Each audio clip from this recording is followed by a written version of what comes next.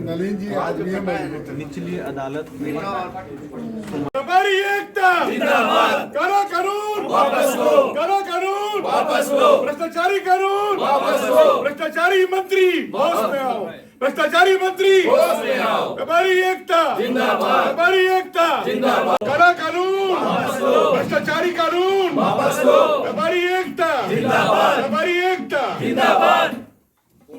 पिछले साल हमारे तत्कालीन कृषि मंत्री साहब ने फिर विधेयक ले आए।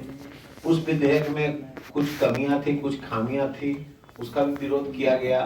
तो वो राजभवन से वो विधेयक को वापस भेजा गया कि आप सुधार करके इसको भेजिए।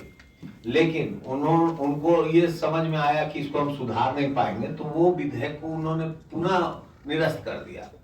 और पिछले दिसंबर 2022 में विधानसभा के लास्ट सत्र में इन्होंने चुपके से वो विधेयक को फिर ले आए। अपने विधेयक को लाकर तत्कालीन पास करा लिया और पास कराकर राजभवन भेज दिया।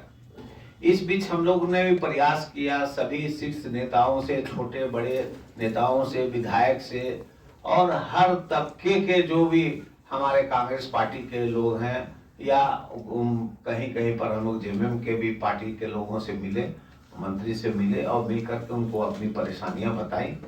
लेकिन उन लोगों ने सिर्फ आश्वासन दिया।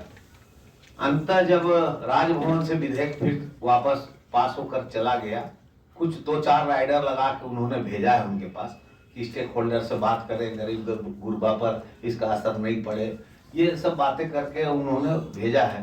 लेकिन अभी तक हम लोग के साथ कोई वार्ता नहीं हुई है। इस बीच अब हम लोग के पास में कोई स्थिति नहीं थी। हम लोगों ने तो बात बहुत शांतिपूर्ण ढंग से, गांधीवादी ढंग से बात किया।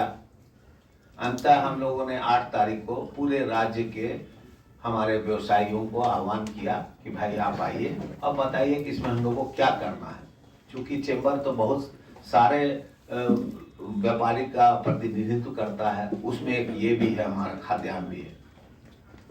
8 तारीख को यह सर्वसम्मति से निर्णय हुआ कि 7 दिन का हम लोग चरणबद्ध आंदोलन चलाएंगे और अगर हमारी बातें सरकार नहीं सुनती है तो हम लोग 15 फरवरी से हम लोग पूरा मंडी और राइस मिलर, आवक जावक सब थोक खाद्यान्न दुकान सब बंद कर देंगे।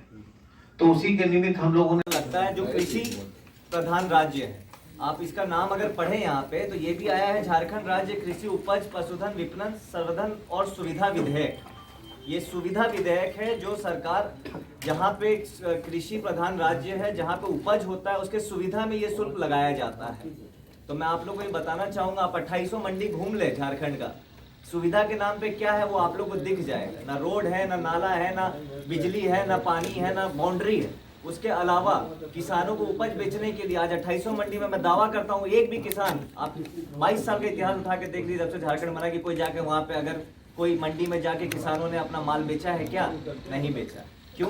ना वहाँ स्टोरेज फैसिलिटी है, ना वहाँ पे शॉर्टिंग मशीन है, ना वहाँ बोली लगने का कोई प्रक्रिया है।